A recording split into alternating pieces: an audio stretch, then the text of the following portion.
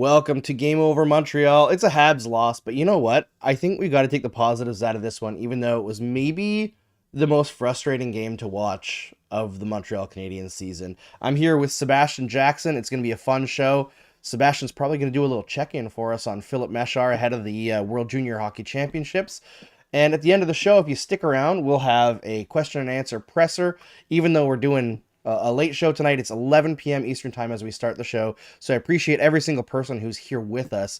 And I'm going to have a little announcement at the end of the show, too, before the questions. So there'll be fun things coming, and there'll be more to announce after the announcement. It's going to be half of what we're going to do, but more is coming in the next day or two. So stay tuned on social medias and all that at Andrew Berkshire on whatever platform you can find.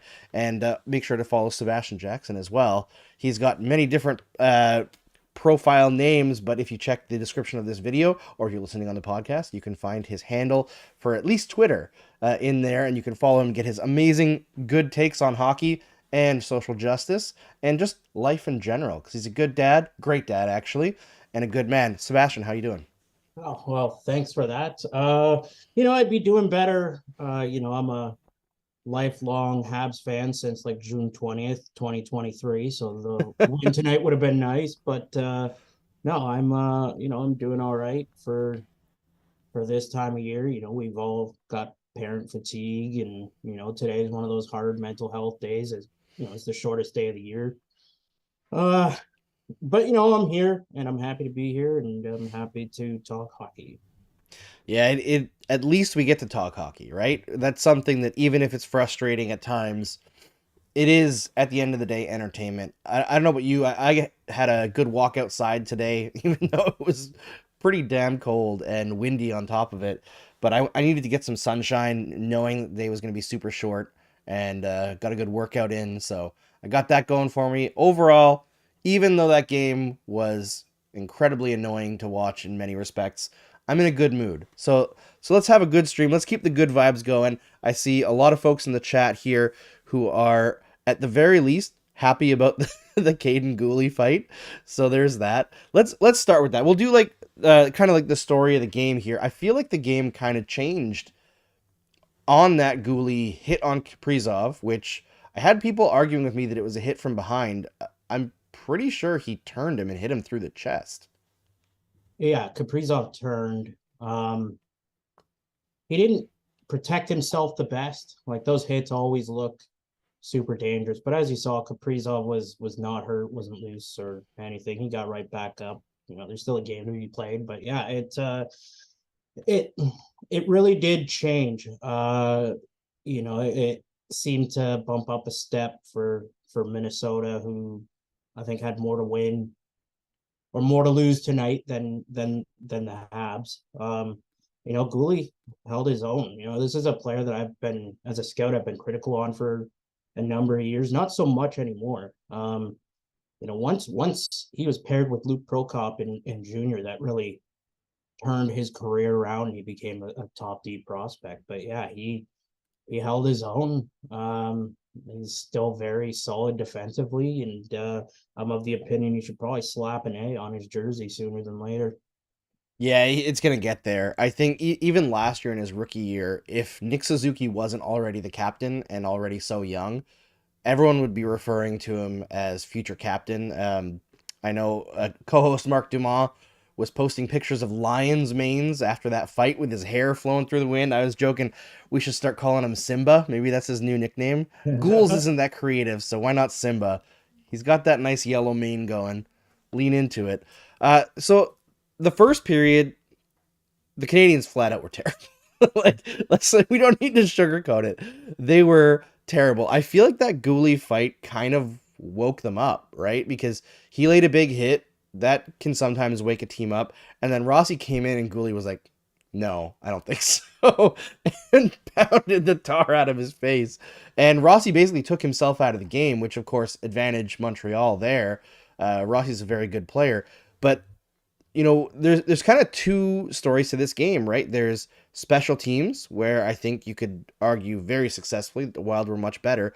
Then there's 5-on-5 where the Wild played 20 minutes tonight. They played the first period. They had 3 shots at 5-on-5, through the last 40 minutes. Like the Canadians completely limited them and their creativity. Like they were holding on to the puck a lot. They had offensive zone possession, but they were getting nothing done in the Canadian zone at 5-on-5 through the last 40 minutes. They were too focused on, it seemed like, revenge for something that Gooley didn't choose to do.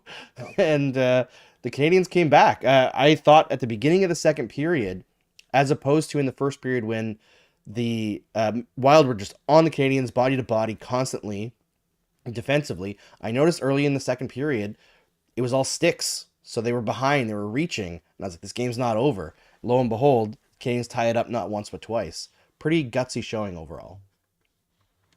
Yeah, I think one of the backbones of the Habs this year is their defense, and they really put in a tidy effort, tonight and it's not the most sexy back end either. It's functional.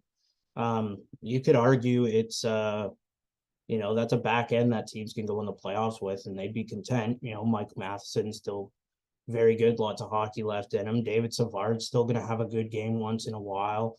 But the defense showed up today. They were tidy. They kept shooters to the outside for the most part. Once in a while, somebody like Kaprizov or Rossi would get in tight pretty quick. But that's why you have that last line of defense in net. But yeah, it really did change. It really did swing the momentum. I thought Montreal again. I wasn't a big fan of what they were doing offensively all game. It still lacked there, but defensively they and in net they gave them a chance to win through 64 minutes. So Yeah. Yeah, I thought Montembeault made some big saves tonight. I didn't like the second goal. That was a little weak for me, but he came out after the first intermission there, and I thought from the rest of the way, he was really strong. Like, really, really strong. Because the Wild just didn't have that many chances on net, and the shots that they did get ended up being extremely high quality ones. And Montembeault was there. He some tough ones, some bounces that he was on top of. So good on him for that. I was a bit surprised at how bad the entire Canadiens team was at generating offense, except for the Suzuki line. And I want to talk about the Suzuki line in the second segment because I want to focus in more on Nick Suzuki. But I haven't checked since the third period, but as of let's see here. There's 1, 2, 3, 4, 5, 6, 7, 8 players on the Canadiens roster who were on the ice for under 0.1 of an expected goal. So not a single 10% shot on the ice while that happened. And they got 1, 2, 3 more guys who were on the ice for 0.11, 0.12, and 0.13 expected goals. Just not a lot of offensive execution for the entire lineup except for the top line. And I'm wondering if the time has come to start using Ullinen and Heineman a little bit more because they barely played tonight. And I liked what I saw from Josh Anderson in terms of his drive. I thought he played hard tonight, but Armia struggled a little bit to get the puck off the wall. He was losing the puck a lot. Gallagher was making successful plays until he got the puck on his stick, and then he might as well be playing with a shovel is what I always say with Gallagher. But I think they needed a little bit of an injection of guys with a bit more puck skill and a bit more shooting talent, and it's time to put Jake Evans back on the fourth line and take Mitchell Stevens out of the lineup and let the kids try to shoot some pucks. So that kind of sums up, I think, a lot of the frustration in the fan base is, and I don't want to compare it too much to the Leafs in a sense, in that 15-16 and 16-17 season, closer to the end of the Tank year and then the first Matthews year, they had like 11 kids in the lineup. They had, Hyman, Brown, Matthews, Marner, Nylander, Connor, Andreas Johnsson, Tesperi. Like there was so many, so people got a glimpse of the future. I think people are tired of the stick dying or the puck dying on veteran sticks that they want to, Yep. they want to see this team start to move forward and inject more youth in the lineup and maybe become a little faster, because that's the other thing about Montreal is they're kind of miserably slow. And in a rebuild, the one thing you want to be is young and fast. And that's where some of my frustration lies is that they aren't that. But you know, at the end of the day, that top line tonight was very good. Sean Monahan continues to show that, hey, the gift doesn't leave your system with injuries. Um, and just guys like, I see, for me, I would start waving guys because I don't care. You know what I mean? It's like, Yeah. we got to run a next guy up. Like we shouldn't be sitting here. And Josh Anderson, I think, is the exception of the rule. I know a lot of people are frustrated with him, but if you watch a lot of games early on, if it was a matter of luck, he'd have like 12 goals. Like he was really, really unlucky early in the season. Yeah, He extremely. he was getting chances and he was getting good chances. It just he couldn't bury it. But Yeah. It you was know, it was ironically, I know a lot of folks in media have been like, "Oh yeah, he never gave up." It was when he looked like he'd given up that the yeah, goals started going in. He scored that empty net goal, and then the next game I thought he played dreadful hockey, and he got thrown out for that shootout, and it looked like he'd rather be anywhere else in the world. And I was like, man, he's at the lowest of the possible lows. And lo and behold, next game, he goes out there and he scores two. And then he scores one the next game. And again, I thought he looked effective tonight. One thing that I always look for with Josh Anderson is when he gets the puck, is he looking to see his options, or is he just blindly firing it to try to like move it on or head down, skate forward? And if he's doing head down, skate forward, sometimes it's okay.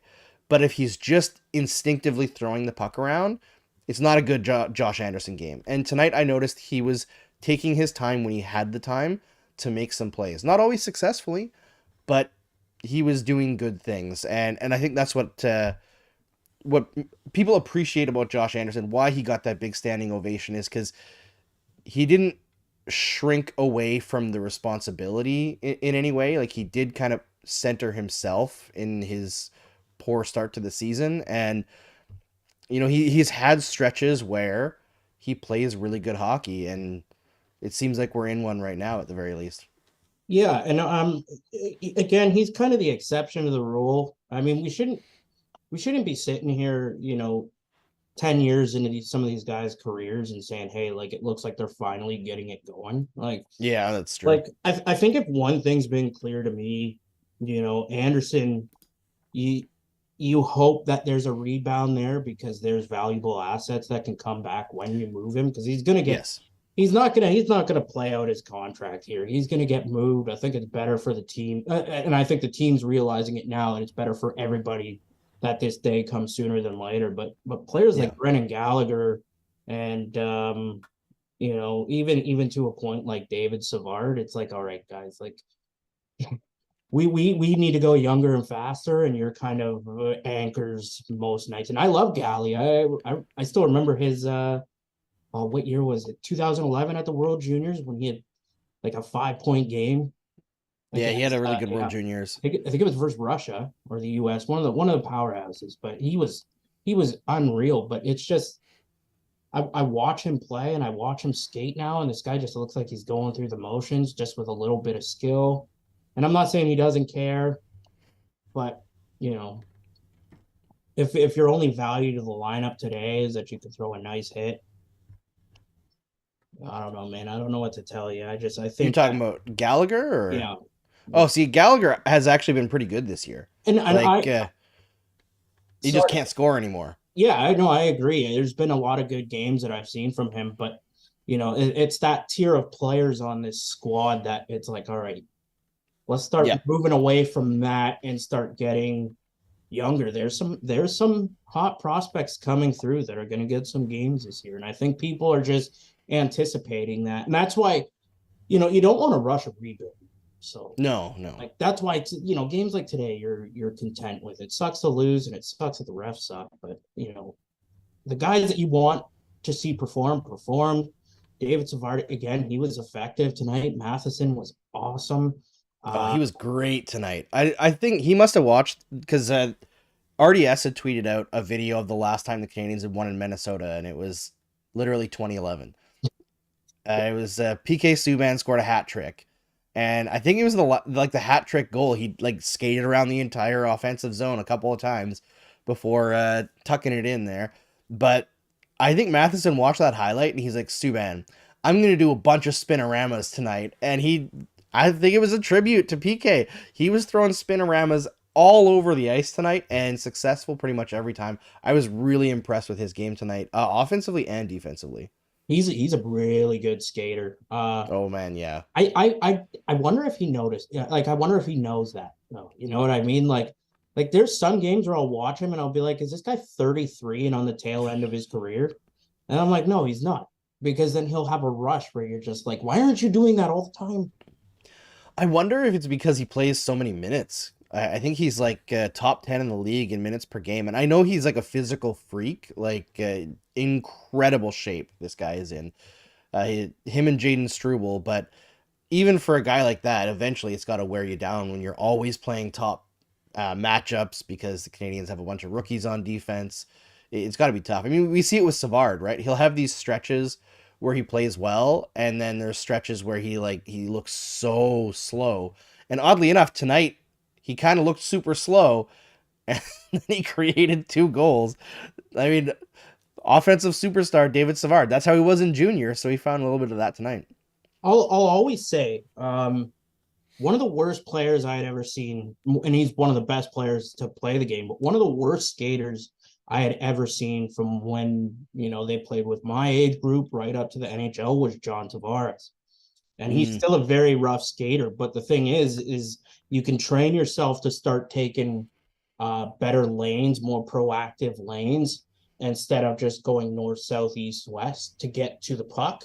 And that's what Tavares did. So it kind of masks the the fact that he's a horrible skater. And I'm hoping that, if David Savard wants to play another 10 years in the league, he can. But yeah, he's really got to reinvent the way that he moves, because again, and maybe he is moving fast, but he does look really miserably slow. he really does. I got it. I feel like Mark Stone is the ultimate master of bad skater who takes the perfect lane all the time. Because it makes no sense when you watch Mark Stone skate that he catches guys so much, but he's just like big brain, like biggest hockey brain in maybe the entire NHL. Yeah, it's the hockey development has come a long way, and you don't have to have the best set of hands. You don't have to have the highest IQ. You don't have to have the fastest skates. As long as you're teachable, and you know you want to take certain aspects of development and imply them in your game as a 31-year-old, you'll you'll last a long time. Okay, like again, Yeah. Tavares, again, he's just a horrible skater, but he'll play till he's 40 because he knows just how to maximize his space. Well, and he's such a power play weapon too, Tavares. Like you talk about finding space. That's like his biggest elite skill, is getting lost in traffic, right? And he's incredible there. Yeah, and he's been so good at it for so long. And just going back to David Savard too, David Savard's been a good defenseman for a long time. There's still people out here who think that, hey, at the deadline this year, he can swing you a first or a high second.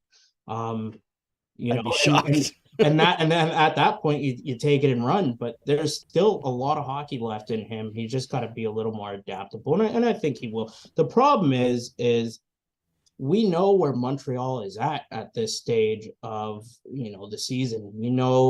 Honestly, I think they're better than I thought they would be. At least the record is. Same. But it's one of those things where that's another grind that weighs on you mentally, especially for somebody like him who's essentially a hometown guy.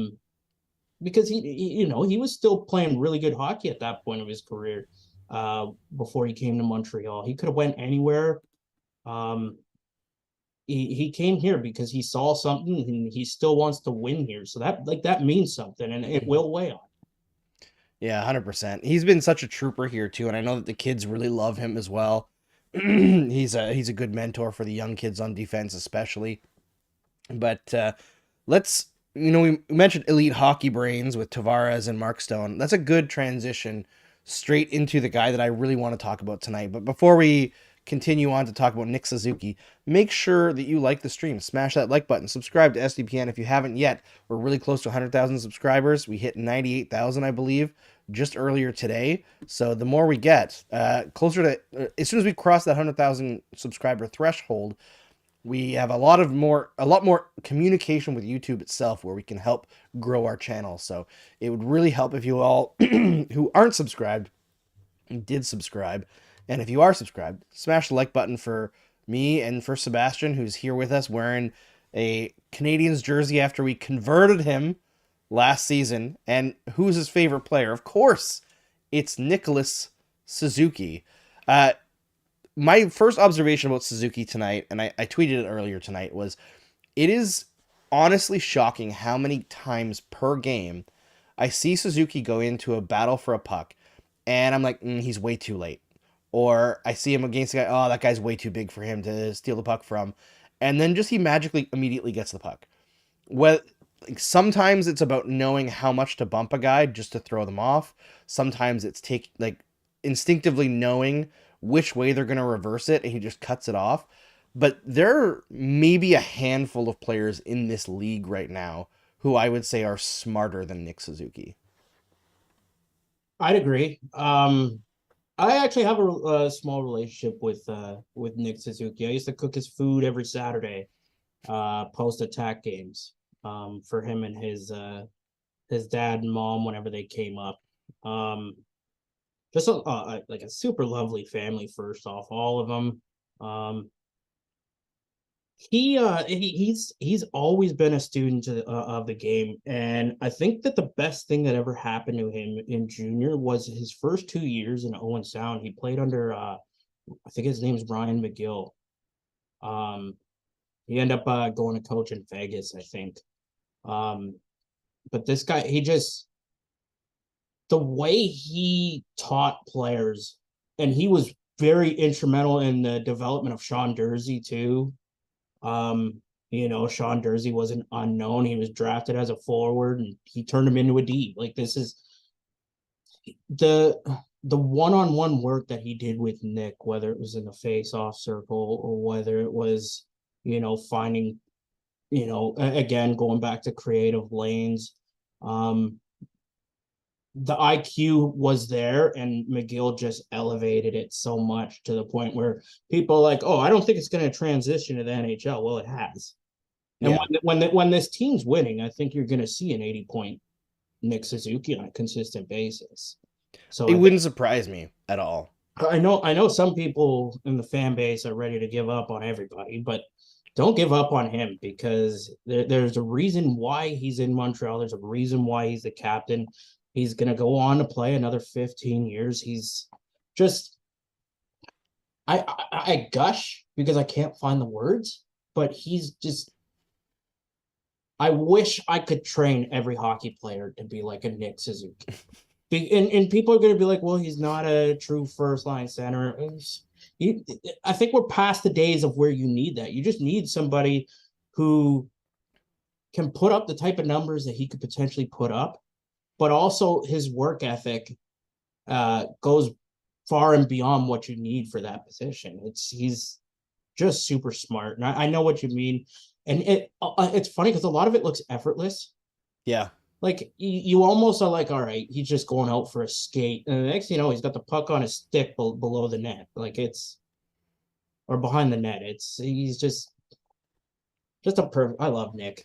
Yeah. He's like tenacious in a very different way. Like, he'll body you, but you won't see it coming because he comes in and he looks like he's just upright, doesn't really have much power, and then he just like turns around and slams his butt into the boards, and you got guys falling all over the place from a small guy. Like, he's strong, he's smart, it's really impressive. And I was talking about Suzuki earlier today on Twitter because I read Arpon Basu, who's with SDPN on the Habs, on the Arpon Basu and Marc Antoine notebook on SDPN, but he wrote an article in The Athletic about Nick Suzuki buying into some analytics that the Canadiens are feeding them, specifically Chris Boucher, who I worked with for 5 years, and before that, he worked with me a little bit when I was at Eyes on the Prize.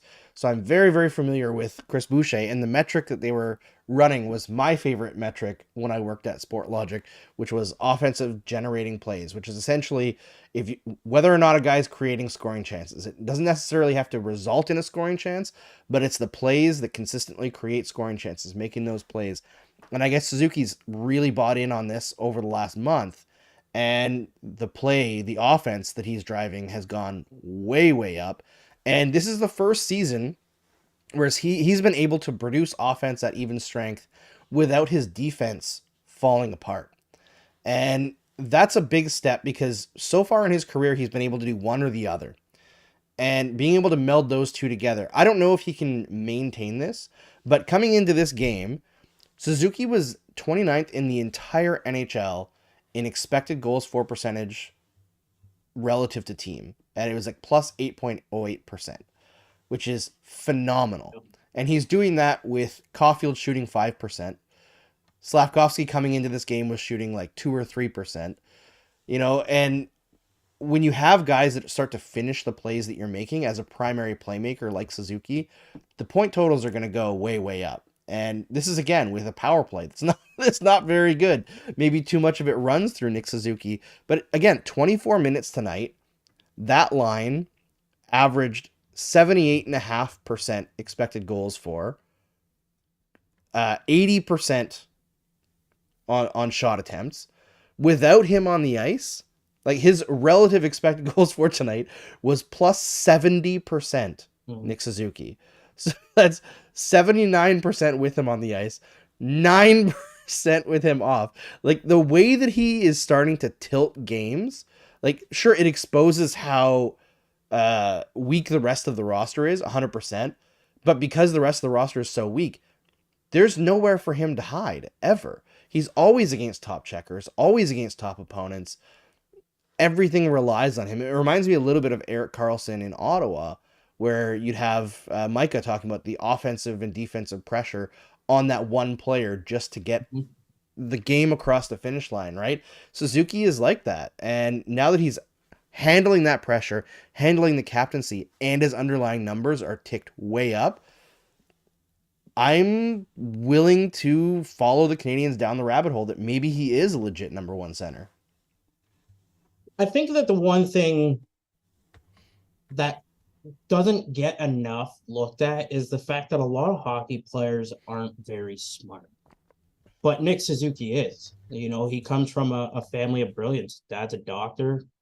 His mom's really smart. I feel like I'm college educated, and sometimes I'm embarrassed I was embarrassed when I was in conversation with Rob because I just feel like I'm like 5 levels below, and he never made me feel that way. I just, it's the words in my vocabulary versus right. But that's Nick. Nick probably saw a lot of this and was like, "Hey, you know what? I got to find ways to, not to make him sound selfish, but he's got to find ways to, hey, how can I continue to contribute beyond, the gift of skill." That's why he probably works with Chris Boucher. But he's adaptable. He's adaptable, and that's why he's going to have a super long career. Beyond skill, he's always trying to learn, and he's always open to criticism and teaching, and he's just like, he's a good human.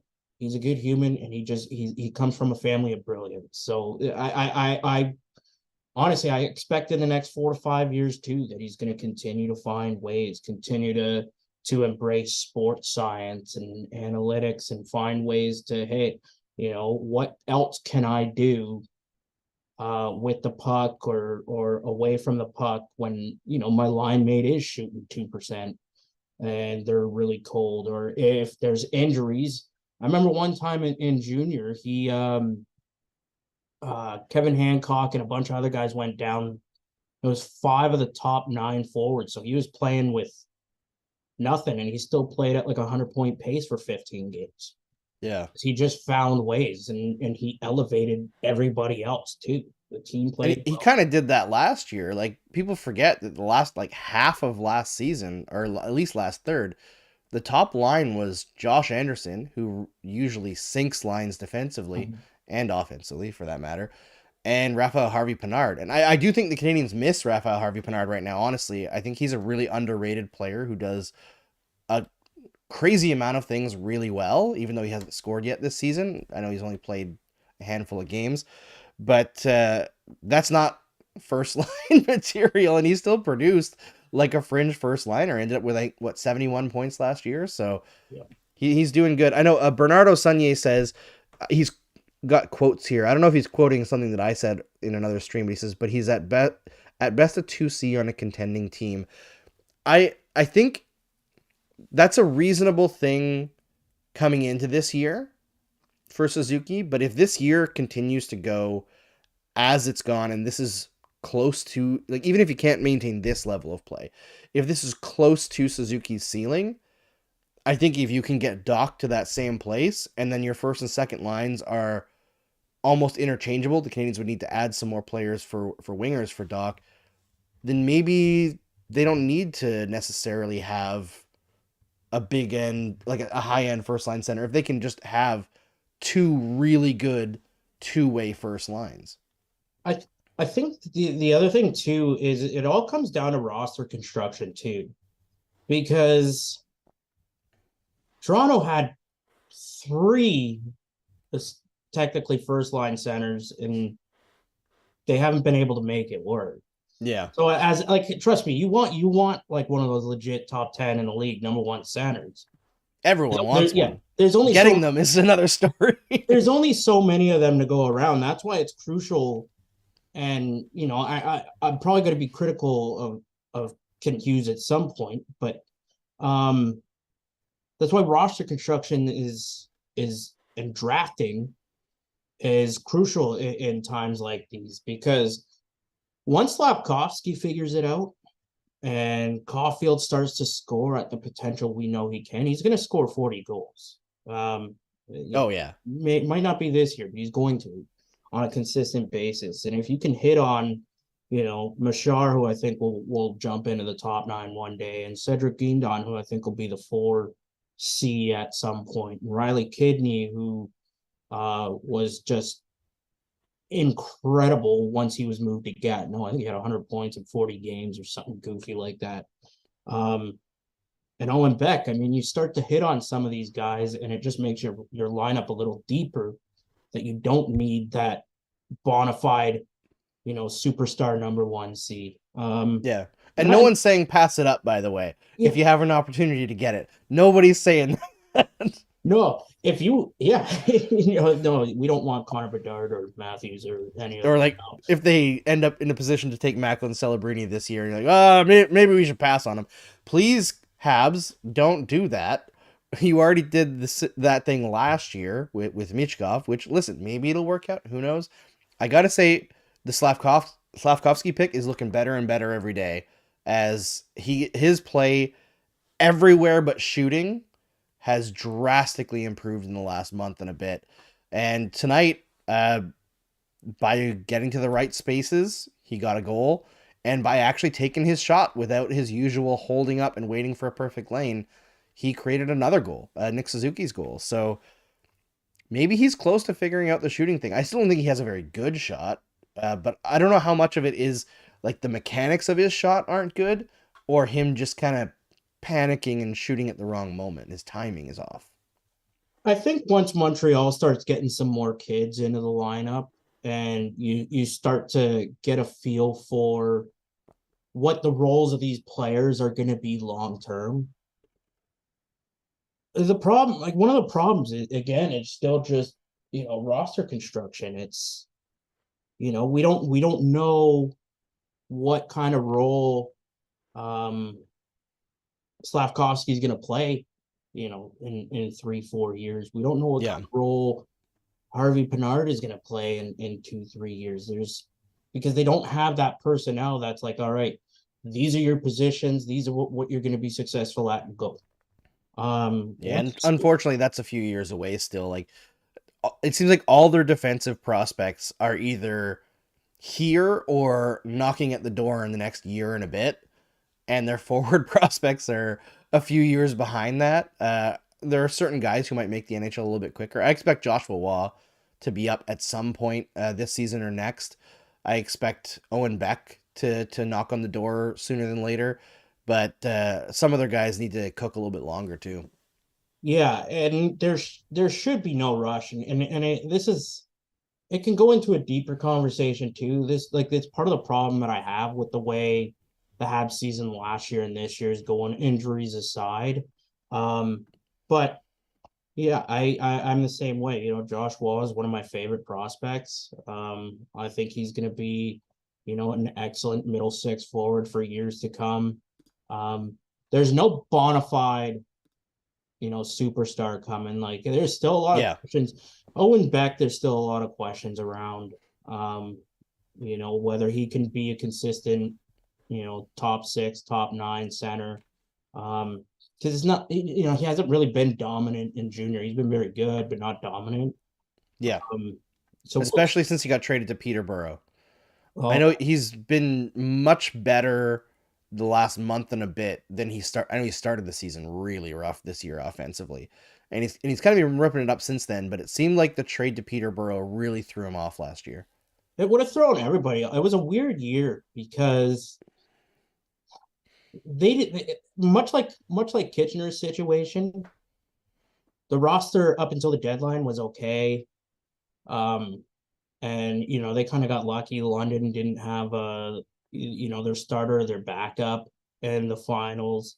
They were battling some injuries, but it was nice to see him win, and it was nice to see him get into a game last year, because those are the kinds of things that are gonna unite this fan base, because they can finally see, hey, this guy's coming, or Sean Farrell's coming, or just the long list of prospects that will likely be NHL players, but there doesn't seem to be a superstar in there. And I think that's the one thing that they got to address somewhere in the They draft do. this year. And they really should have done it last year. And that's no disrespect to David Reinbacher, who I think is going to be, an excellent 2-3 on the back end here for years to come.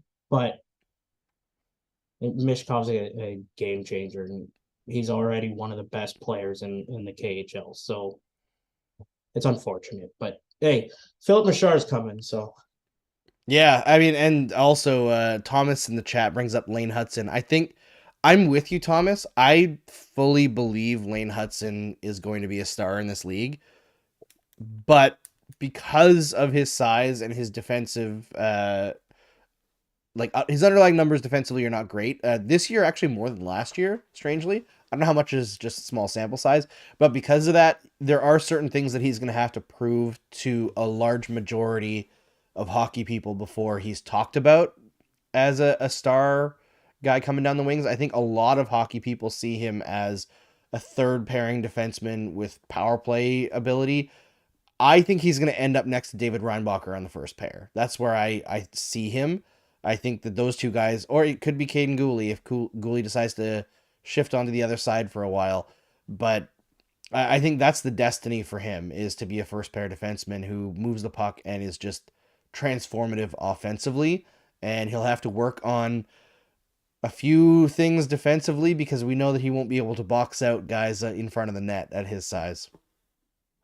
yeah, it's there. So we were talking earlier about the power play too. And speaking of defensemen, and this is the only positive thing that I have to say about him, is that when I watched uh Logan play in junior, um, one thing that I appreciated about the way he conducts himself before a game is, in different arenas, he actually tries to find that one weak board behind the net, or he tries to find points of interest where he knows if he shoots the puck off a certain stanchion, it's going to go wild in front of the net. Like, he was always thinking like that. So I think he's going to that's somebody who I think is going to help the power play. But at the end of the day, I think the best thing for him and the organization is you move him for other assets.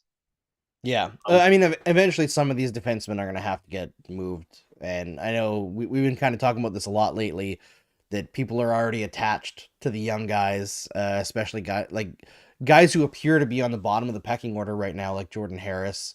Uh, Everybody really likes him. I really like him, especially off the ice. I feel like he's a leader. Another guy who's just wicked, wicked smart.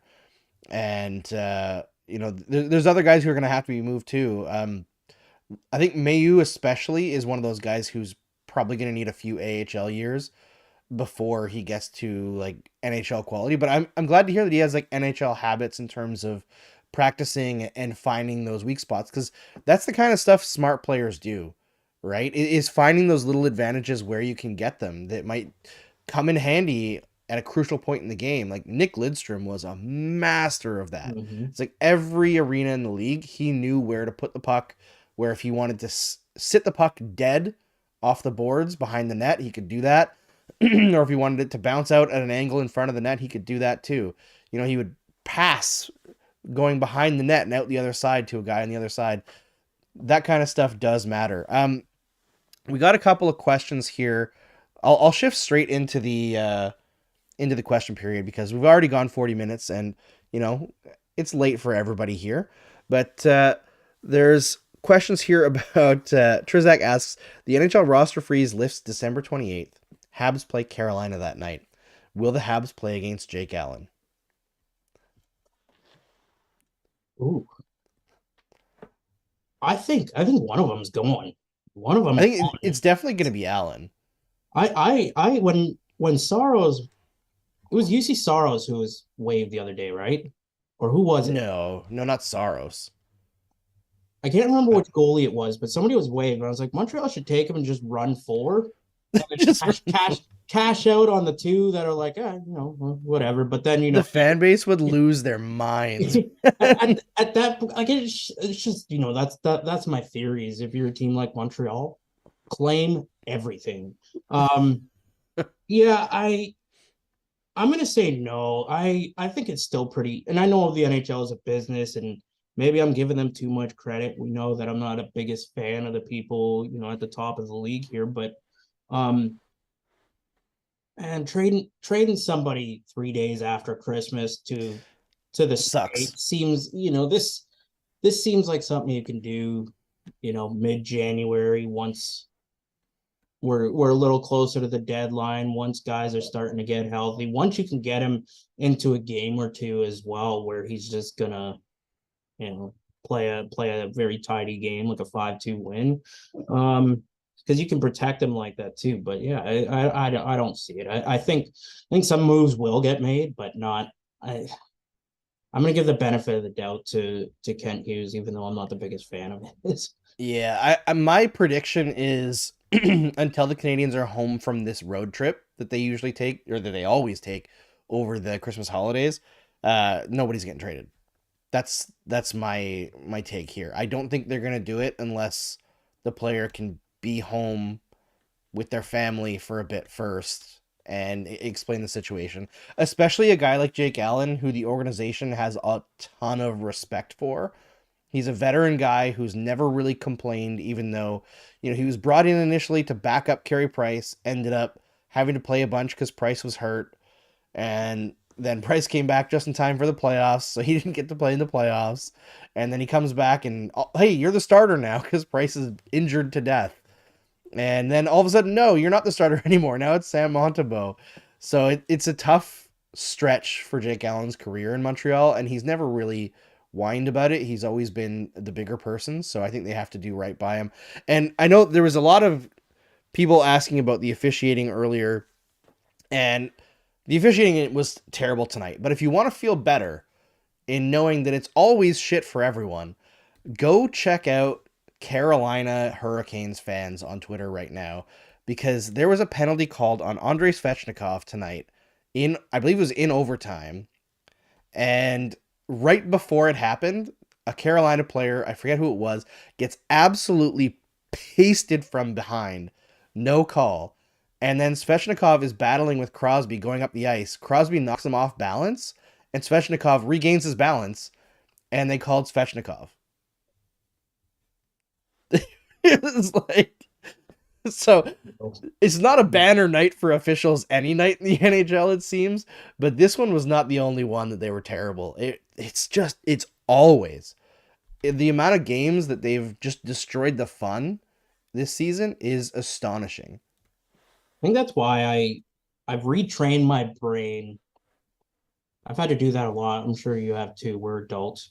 I've retrained my brain to change how I feel about officials. I still can't stand them, but I'm once something's reviewed, I just go with, all right, the mic call is made. They made a call on the ice, and then they made a call over the phone. So it is what it is. Like I just trained myself to not act like it's my team against the world. I'm not saying you're doing that, but No, no, no, yeah. we know how bad officiating is, but there's always somebody that's going to get it worse. And yeah, it was just one of those nights. I just don't understand how, especially in this game, one hit gets called, but the hit that's exactly similar, all of a sudden the ref's like, oh, Yeah, I think for Habs fans in particular, I think the Matheson interference call is tough to take when Joel Harrison Ek was out there hitting guys who didn't have the puck all game long, especially in that overtime period, that extended possession they had at the end that ended up winning the game for them. Eriksson Ek just flat out skated up to Nick Suzuki without the puck and hit him in the chest. Like that's beyond a pick. That's straight up a hit without the puck. That's unbelievable non-call for interference in overtime. Like that creates so much space in 3-on-3, and from that moment the Canadians were scrambling. Let's see if we got any more questions here. Trinket 2.0 asks, did anyone else see Elvis Merzlikins fight Tom Wilson? Did you see that on? Yeah. Yeah. Did you see Pascal Vincent call out Merzlikins for that? You better hope that Marty St. Louis doesn't get fired before Pascal Vincent, because you know how this team hires French coaches. He's the one that you stay the hell far away from this organization as you can. He's just all year he's said things and his lineup decisions, and I'm thinking there's no way that players in Columbus are happy. No. He looks like a guy who's as determined as possible to lose the room. Whether it's scratching Kent Johnson to start the season, whether it's scratching Patrick Laine for a stretch, whether it's putting Adam Fantilli on the fourth line. Like, for anybody who's complaining about Montreal and some of the weird decision making, like not getting Jesse Ulin enough ice time, imagine having Adam Fantilli and you're the Columbus Blue Jackets, and you put Adam Fantilli on the fourth line, and you're scratching Kent Johnson, and you're scratching Patrick Laine. Like, okay, man. Fantilli's only pass option on that fourth line is Sean Corrali. That should tell you. And I like Sean Corrali as a fourth liner. As a fourth liner, yeah, I like him too. But like, it's one of those things where, yeah, it's pretty bad there. And it's been gravitating this way. So I was at that game in Columbus where Goodbranson beat the brakes off of Nick Cousins. Which, right. I'm not the biggest fan of fighting in hockey, but if you're an OHL fan and you know about Nick Cousins, then I was content. I wasn't hating on it, but just some of the lineup decisions that he made in that game too, and you start to see it. Like, it's Columbus is just a beautiful arena. It's actually a very nice city, very underrated. It's boring, but it seems like a place that if you can tally some wins in a couple playoff series, it's a place that players might want to go to. Yeah, it seems like the fans there get pretty excited too, and they got the cannon to intimidate the other team and scare the media. Oh yeah, that scared the hell out of me twice. when you're not ready for it, man, and it goes off, it's pretty crazy. there was a couple other questions here. Let's see. Romelli asks, is Pascal Vincent good friends with Ducharme? I mean, it's a small world coming up in Quebec coaching, right? So they probably are friends. I think, was Pascal Vincent part of Ducharme's coaching staff at the World Juniors? Pascal Vincent was Halifax's coach, right? No, Ducharme was. Ducharme was the Oh, guy who it was might there have with been. Druin and McKinnon. Yeah, he might have been. He might have been. I don't want to look it up because my keyboard's loud, but Yeah. um, Somebody in the chat can look it up when they catch up here. There's like a slight delay, but yeah, it's a small world, right? I think most of the coaches in the league know each other anyway, and then when you add francophone coaches who come up coaching in Quebec minor hockey and stuff like that, yeah, they probably are friendly. It makes sense. it's one of my beefs with the Quebec Major Junior Hockey League is that unlike the OHL and the WHL, the philosophy in the league is a lot different. And sometimes the Q League gets a bad rep for being, the third of three, but to each their own. But it's not a league that develops lots of coaches. So it doesn't focus on that. And sometimes some of these teams don't necessarily focus on player development too. It's just a business down there like it is everywhere else. But if coaches really wanted to and they put themselves in that situation, we would see more uh French francophone coaches. We just, go look at the queue. There's some of these coaches have been with those teams for years and they're never going to get the promotion. And it's not because they're bad coaches. Yeah, They yeah, just it's true. they don't do that one thing that gets them to the next level. Right. And some of that can be as simple as like networking, right? That's like every job.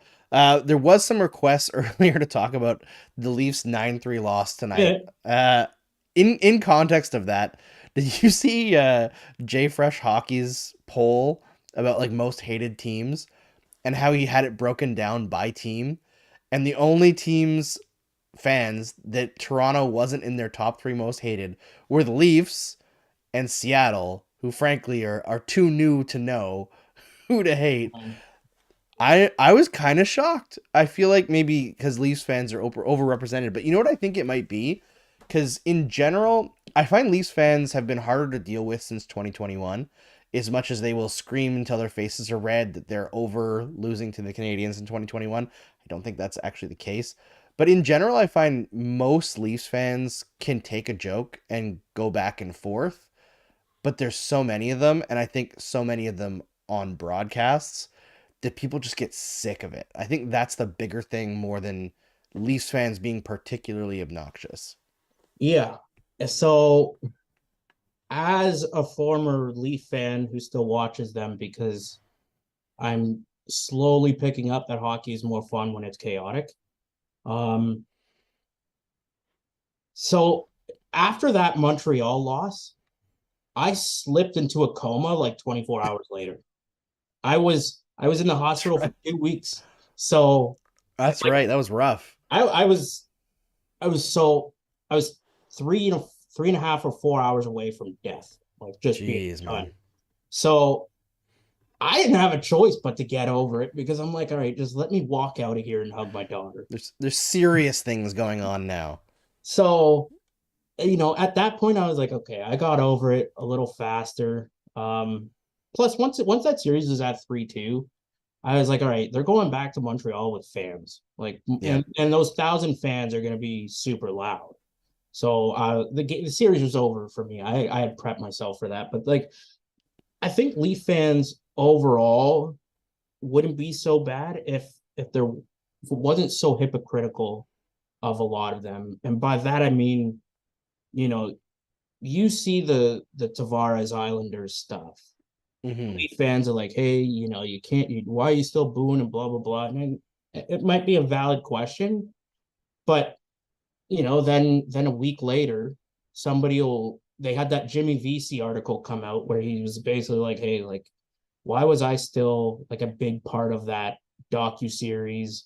Um, and kind of took a subtle shot at the team. And everybody's like, oh, shut up. This is why you're not here anymore. And I'm like, okay, pick a lane. Pick Yeah. a lane. Like, what? And then, somebody says something about Max Domi and everybody's still going on about it. And, it's somebody says, oh, this guy sucks. And all of a sudden someone's getting quote tweeted with death threats. And man, it was so embarrassing at certain points to be lumped in with them. And the problem when you're lumped in is when you do have a real hockey opinion. I'm sure this hits you too, as it does Oh yes. people in the chat, is when you do have a real opinion one time, all of a sudden you can't have that because it's like, oh, well, you're a Habs fan. Of course you have that Yes. opinion. Like, you watch the Leafs probably just as much, if not more, as some Leaf fans do. I watched the Oh, Habs more, even before I started, enjoying the team more than most. um, I still watched a lot of hockey. I watch a lot of out of market hockey because I want to be kept up. Like, I want to keep up. I want to understand, hey, what's this team and why is this team going to be crucial at the trade deadline or during free agency? Like, I try to do everything I can.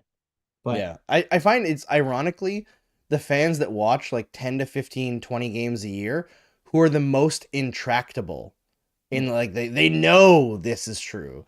No one can argue with them and like you're not a real fan if you don't think this way. It's like their opinion is formed by just consuming the media that they consume and watching the few games that they do, and you cannot move them. I mean, somebody brought up in the chat that in the most hated fan base thing, the Canadiens fans had their own fans on there amongst their top three most hated, which is the most Habs thing ever. I mean, we have a phrase that originated, I think, even before Habs Twitter was big. It was on like the forums and stuff. It was HIOHF. Hell is other Habs fans. oh yeah. So Yeah, and here's the thing: every fan base is going to have terrible people. It just the problem with the Leafs and the Habs to a certain point, and to even the New York Rangers. But I like people in New York are so preoccupied with other stuff that they're mad at the game. But once they're out there, they're like, let's go see the Jets, yeah, and they're pissed at the Jets. So it kind of takes the heat off the Rangers. But the fan bases are so big. These fan bases are so big, and it's such a big online presence that people are going to say something stupid once in a while. And it kind of sucks when you see it because, again, stuff trends and it just makes the fan base as a whole look bad. But like cat shit guy. oh man, yeah, for it's for those who didn't see that, there was a guy on Twitter. It was like if the Leafs came back in a game, he would eat cat shit, and the Leafs came back, so he did.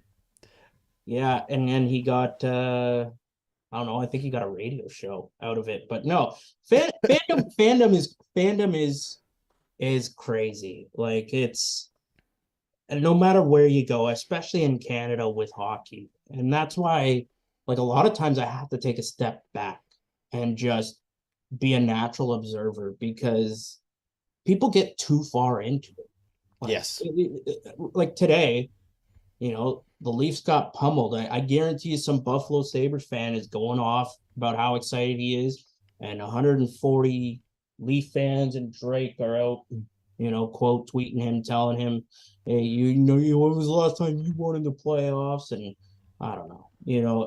Hockey chirping can be fun when it's done with, thought, and you're not making any personal attacks. But and you're not taking yourself super seriously, yeah, right? I think there has to be a level of self-deprecation in there, or at least a willingness to feel the bar back when the comeback happens, and not be like, "Whoa, you just crossed the line, coming back at me," right? But I think like the way I view fandom now, I mean, now that I'm a little bit older too, a couple months away from late 30s, which I don't really want to think about. But Yeah, you yeah. know, as opposed to like in my early 20s, you know, the Canadians would lose and it would destroy my night. It would ruin my night. You know, I'd just be grumpy, huffing around the house. Everything was shit.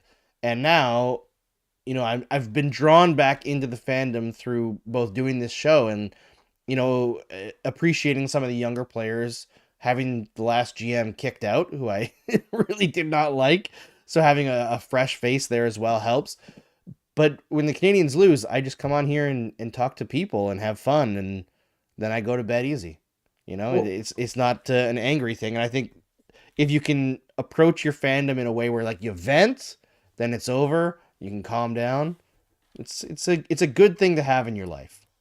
I don't remember what year it was, but it was probably, I think it was well over 5 years ago, way before, COVID hit. I remember you being on a Steve Dangle podcast, and not to out you as like somebody who created the organization, but I remember there was an episode where you were just done with the team. Oh yeah, after the You Subban trade. and it was weird because I like we hadn't heard much from you. You were still present, but we hadn't heard much from you for 2 years, 2 or 3 years. And then game over became a thing. And it's really great because again, on days like today, where there is frustration, people got the chat. And the one thing I love about the chat is you haven't had to ban anybody. There's probably been, upwards of 100 people have come and gone, maybe even more. You haven't had to ban anybody. You haven't had to tell anybody to settle down. People are respectful of others' opinions. And we all got a place to vent. And that's the problem with where we had before, especially before Twitter. And this is why I have a lot of respect for somebody like Steve Dangle, because he watched every minute of every game since before a lot of people in this chat were probably born. So imagine watching 10 or 12 seasons in a row of just pure dog crap. And then it looks like the organization is finally starting to turn it around. And it just turns out that it's just pure dog crap with lipstick on it. So, like, and he watches every game. So I think people need to understand that fandom comes in many different shapes and forms. And well, the one type of fan I hate is the one that will sit there and I'm like, oh, you know what? It's 3-1 now. I'm gonna turn it off. The Leafs are gonna lose. Oh, well, what you just gotta believe. I'm like, look, this isn't the Lion King. This isn't a Disney movie. This isn't the Mighty Ducks where they're gonna go to the South Central Los Angeles and pick up a kid who can flip a disc, and all of a sudden he's the goalie in the gold medal game at the Olympics. That's not gonna happen. like quit pretending everything is so fluffy. Like, let me have a real opinion. Yeah, let me be a little bit annoyed at this. Although I will say the Leafs down 2, they'll probably come back. A lot of days they'll probably come back. Not tonight, obviously. Down 6 by the end of the game, but I don't think they're a good offensive think. team. I don't think they're as good as people think, and that's not my hate towards them. I think that too many people are focusing on. Well, I mean, Matthews has just been, you know, he's been otherworldly right now. But there's just so many things that I watch with this team. Not being able to win in regulation consistently is a concern, because then you have nights like this where it's like, all right, how are you going to rebound? Are you going to rebound with a 5-4 overtime win against a bottom feeder team? Because that's not the lesson. You know what I mean? But Yeah, yeah, no, you gotta. it's and that's kind of like, again, even with the things that I say about them, that's, I think, if they had if Montreal had taken a similar approach to them, where obviously Austin Matthews changes things, and they don't have a Marner or Nylander in their organization, so obviously you gotta take that with it what it is right now. But the 16-17 season, the Leafs just had all these kids in the lineup, and they still had JVR and Kadri and Morgan Riley was still there, but they had all these kids, and it was a real glimpse into the future, and they just overachieved. And you don't want Hmm. to rush anybody, but I just wish that Kent Hughes would be more proactive on the waiver market. And I know that it's easy to say these things with hindsight because there is a salary cap and stuff like that. But there's just so many players that I've seen. Eli Tolvanen should have been a Hab last year. Uh, Yeah. Noah Gregor, who went to Leafs camp on a PTO. It's like, hey, if you're competing with another team on some of these guys, just offer them the contract. You don't need to offer them a PTO. Just offer them the 1 year deal. It's not as risky. It's something that you can wipe away pretty easily. It just I wish they were more proactive. That's all. Just use the waiver wire, use those PTOs, get you're still one of the best franchises in sports, if you ask me. It's the Montreal Canadiens. Hmm. You take one step. I took one step into Bell Center and I was like, screw the Leafs. I'm done.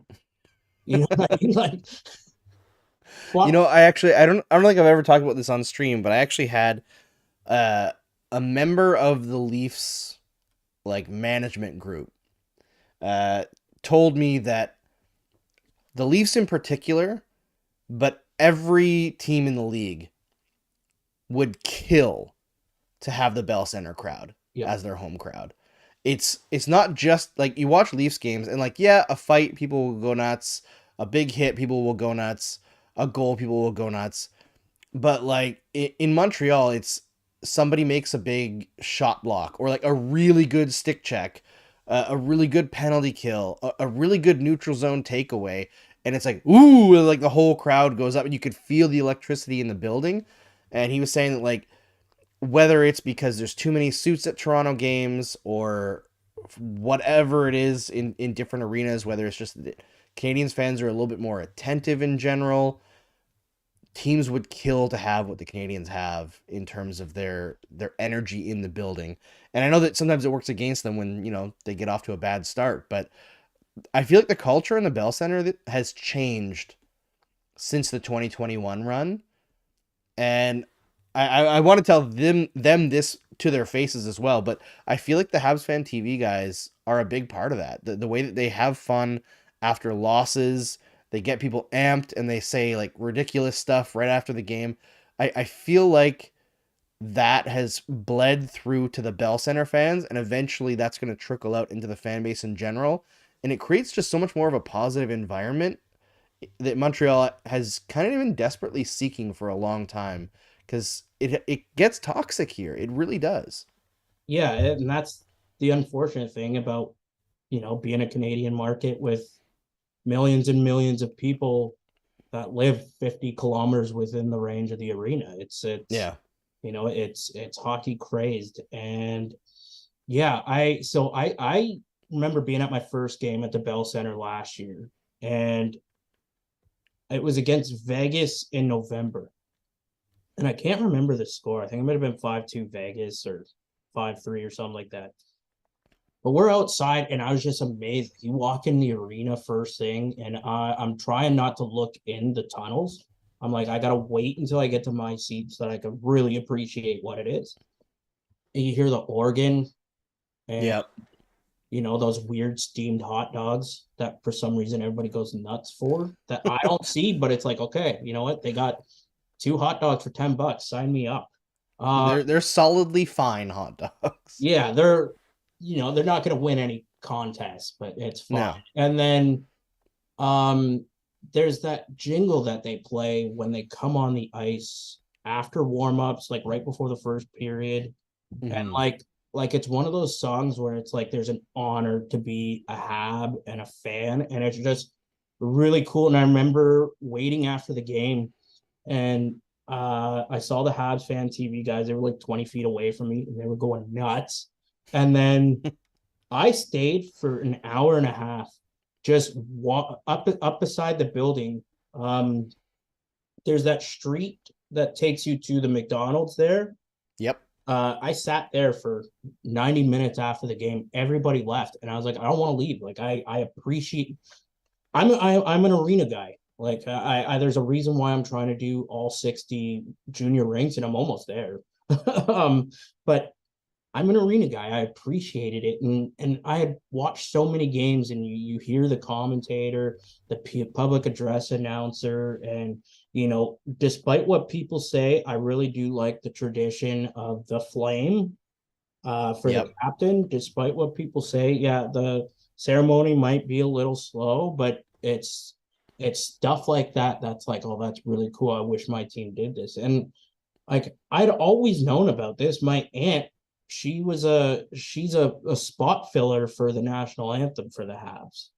Um, she used to do it a lot more back 3, 4 years ago, but she's a massive Habs fan. She's got a Juno. So like I'd always had that connection to the team through her, and then just being there, and they do that Molson Cup thing, and then they get an Ole chant going, and it's so cool. Like I'm watching the Leaf game the other day when they're honoring Tavares, and I'm like, man, if he had signed in Montreal and that was his 1,000th point, that Oh, it building would have been like a nuts. 5 minute standing O. That building would have gone nuts, and all you see Yeah. is some douche in a tie. Yep. Okay. Okay. And then you know that he's leaving 45 minutes later.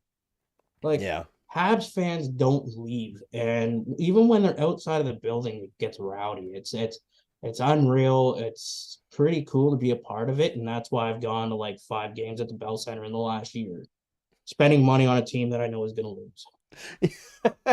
I know. I feel like that's part of why everyone goes. All right, we'll wrap it there. But before I do, I want to turn it over to Sebastian because before we close things out, Seb, I think I saw you were selling some hockey cards. So I want to give the floor over to you before we close up the show and tell everybody what you got going on. Yeah, so I've had to shift a little bit, and I'm going to put it out tomorrow, but I'm really hoping to get all these cards sold. My daughter, she's got the Sophie or Sarah Nurse Barbie. She's got a Sarah Nurse Pat card, autograph. She's got a lot of Sarah Nurse paraphernalia, but she doesn't have a jersey, and I wanted to buy it. Now, if you're ever thinking about having kids, probably don't have a kid a week after Christmas, because then it's a little expensive, and a jersey is kind of out of the question. Um, so I'm trying to sell them. I wanted to raise enough to buy her a jersey. Somebody reached out to me today, and they're actually going to buy it for her. But Oh, nice. I'm still going to sell the cards because my wife, she's a nurse. She is working 7 to 7 on Christmas Day, which means she doesn't get to be here with us. And all the nurses on her floor are their families. They have like their moms and dads. I want to raise some money so that all the floors at the hospital here, all the nurses can have free coffee, free donuts. Like I want to do something really nice for them because working on a holiday like that is tough, and I know some people are used to it. If you work for an American company in Canada, I don't think you get it off. Yeah. Um, but yeah, I want to be able to still sell those cards. They're all best offers, so you're not going to get rejected. And I want to be able to put coffee and donuts on all 4 floors for the 40 or so nurses and support workers. So if you don't mind, check out my Twitter, Seb Jackson 90, and anything that's left over, I'll put towards mental health initiatives, and I'll put towards Black Girl Hockey scholarship funds. So definitely check that out, folks. Sebastian is always doing stuff like this, supporting amazing causes. I'm telling you, you won't find a better person. That's my takeaway with Sebastian, and you know, inspired by Sebastian talking tonight, we'll end it with this: to you from failing hands, we throw the torch. Be yours to hold it high. You'll be on with Mark Dumont tomorrow. This is my last game until the 28th. I'll take some time off over Christmas to be with the family. We'll see you then. Yeah!